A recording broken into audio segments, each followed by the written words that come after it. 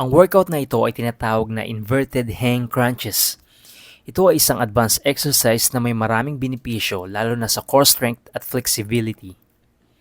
Ang pangunahing target ng exercise na ito ay ang core muscles, partikular na ang abs. Dahil sa posisyon ng katawan habang nakabaliktad, mas mataas ang resistance na nararamdaman ng core kaya mas malakas ang epekto sa pagpapalakas nito. Dahil sa inverted position, kailangan mong gumamit ng flexibility at control sa iyong katawan para panatilihing balanse.